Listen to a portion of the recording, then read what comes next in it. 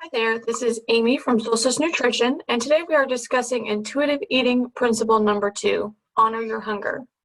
Just a reminder, everything in this presentation is adapted from the intuitive eating program developed by Tripoli and Reish, the 4th edition that was released this year.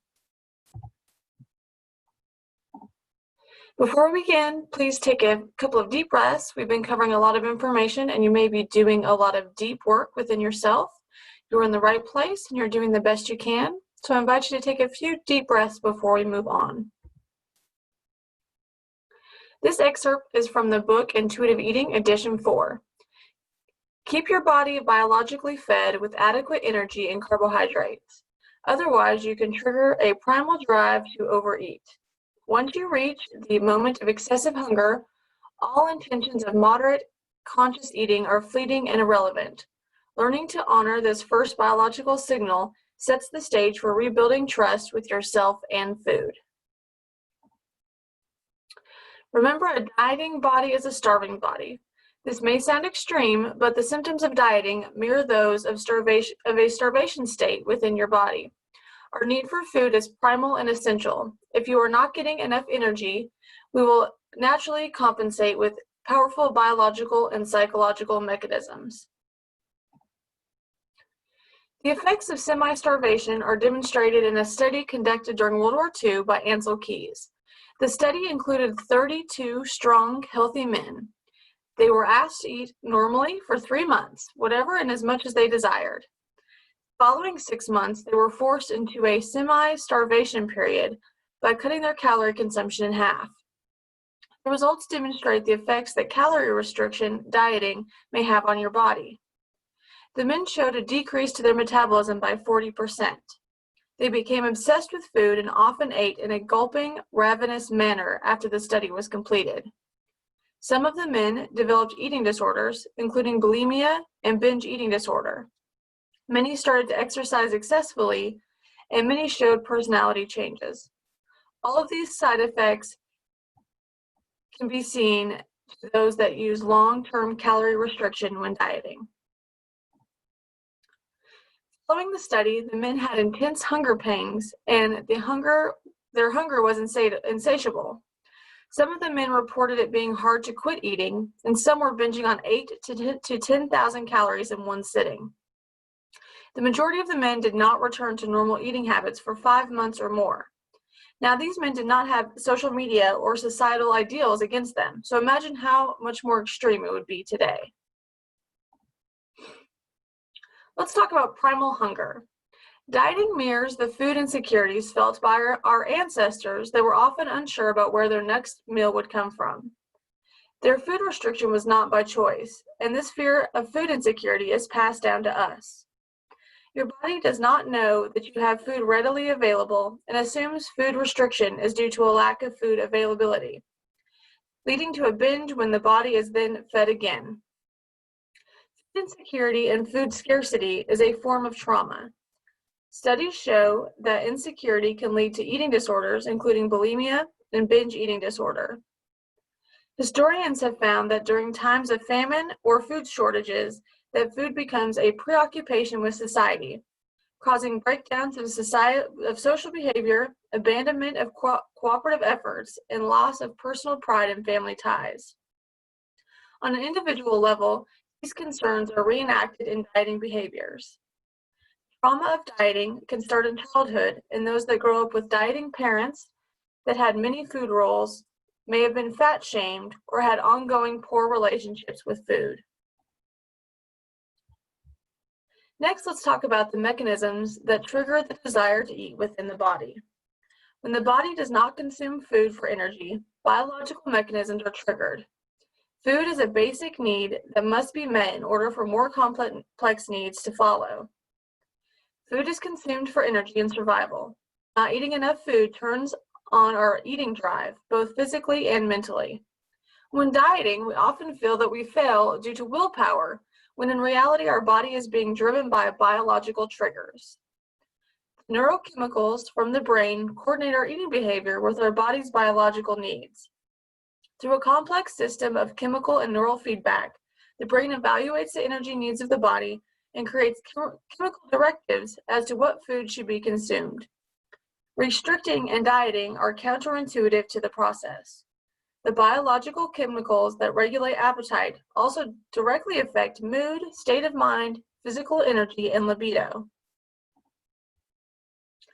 Digestion is heightened in those that do not consume enough food.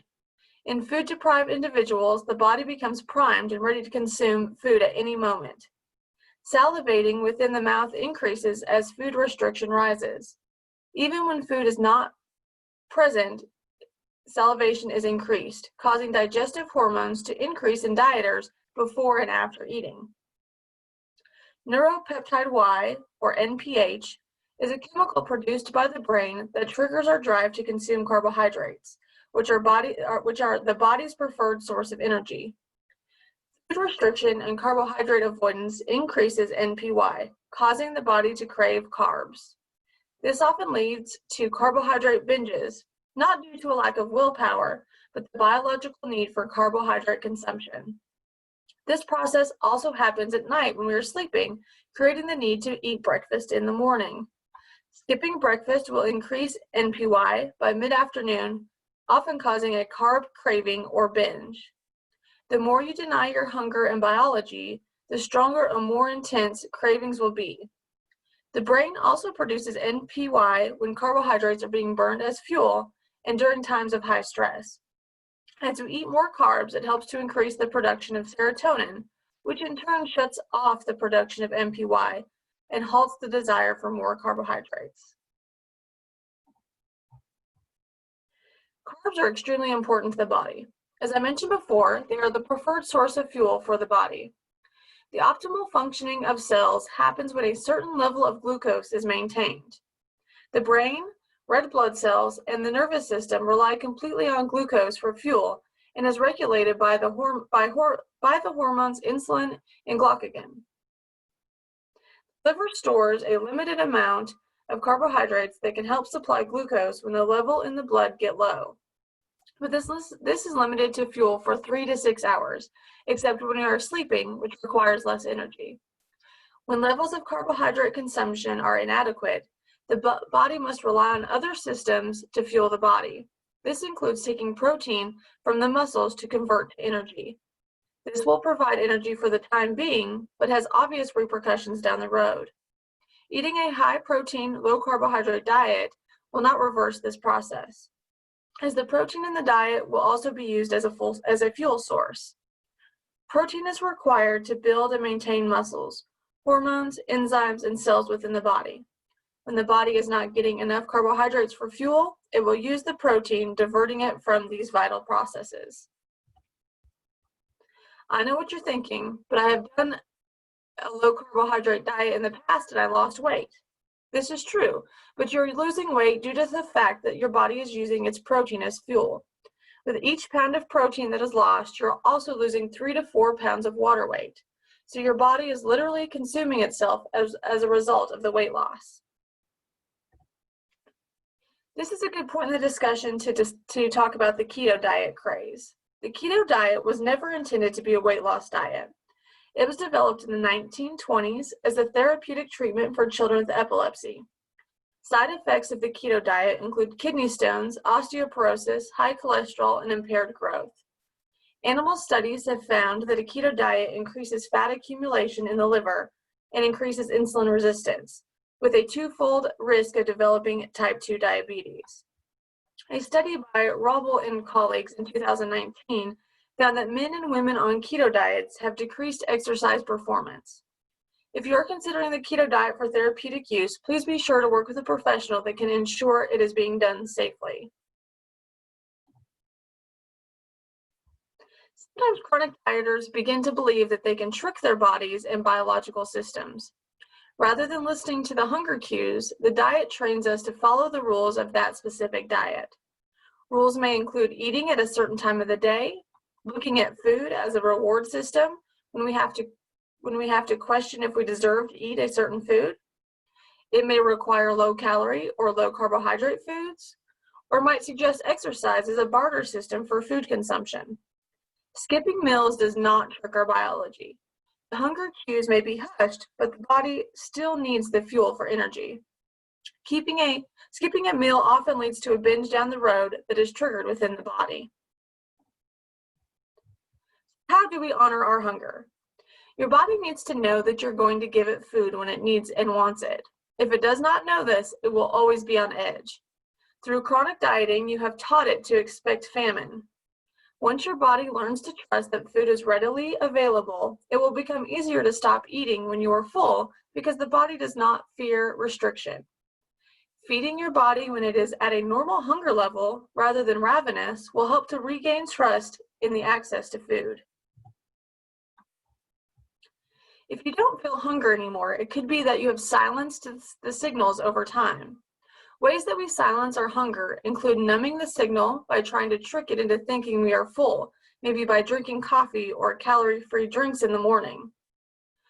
And simply denying the feelings of hunger over time can also make the signals fade away.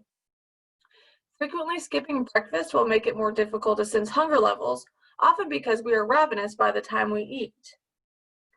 High levels of stress and chaos in your life may put hunger on the back burner, eventually silencing the signals of hunger. If there is past trauma in your life, especially, but not limited to those that deal directly with food insecurity, our body may have silenced out hunger cues. And if your basic needs are not being met and self-care is lacking, you may not be as tuned into your body to hear the cry of hunger. How do we honor our biological hunger? First, we have to listen. It is impossible to hear our hunger if you don't listen to your body. In the beginning, you may only recognize ravenous hunger rather than the gentle hunger pangs. As you become more in touch with your body, the cues will become more evident. Each time you eat, ask yourself these questions.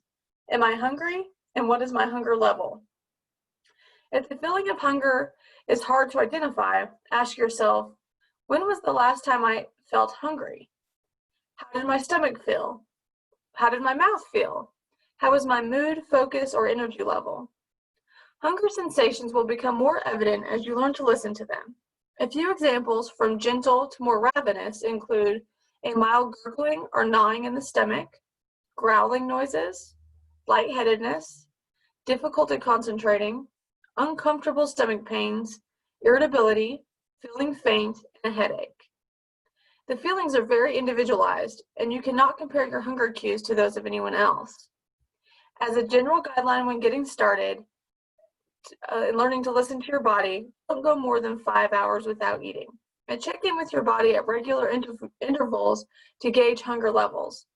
Do this every time you eat and in between eating occurrences. In the Intuitive Eating Workbook, they use a rating system from 0 to 10 to rate hunger and fullness sensation. The system laid out here and on the worksheet provided are adapted from the same rating system. The system starts with over hungry from 0 to 2. At 0, you are painfully hungry. The hunger is intense and urgent. The sensation of the hunger is unpleasant. At a 1, you are feeling ravenous and may be irritable and anxious. The sensation is still unpleasant. And at a 2, the sensation is feeling a little bit more pleasant. You are very hungry and you're looking forward to eating a hearty meal and snack. At a 2, you have not moved into a more urgent, uncomfortable state.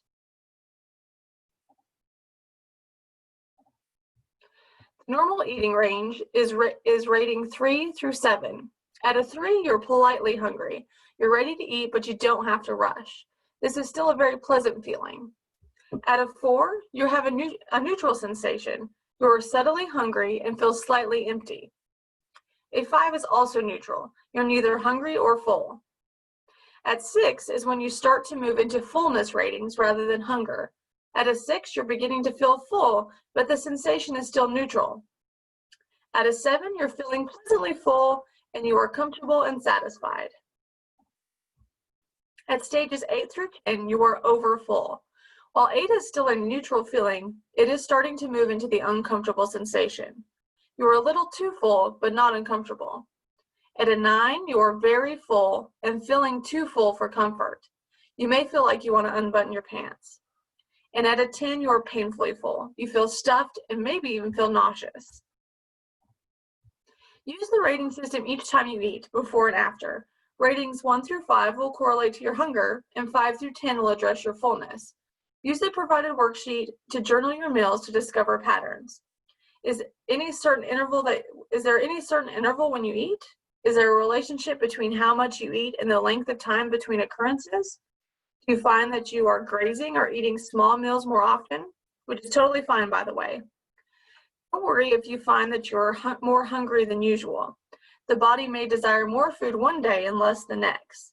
This can be especially true if you eat a low-calorie or fat-free food. The body may compensate the next day or even a couple of days later. Before we conclude the discussion about honoring our hunger, let's discuss the other voices of hunger. I felt like this picture was perfect. If a toddler hands you a snack, you aren't going to turn it down whether you are hungry or not. Keep in mind that we are avoiding rigid food rules. Also avoid returning to a dieter's mantra, I shall only eat when hungry. Sometimes events arise that may require you to be open to eating when you're not necessarily that hungry. For example, taste hunger is eating something because it sounds good or a celebration calls for it, like cake at a wedding or birthday, or maybe a sample while you're shopping at Costco. Sometimes we eat just because we can and we want to. Then there is practical hunger. This is eating based on the plans of the day. If you have plans to go to a movie at 6, you may need to have a snack at 5 to hold you over until after the event. If you're not extremely hungry, have a light meal or sensible snack.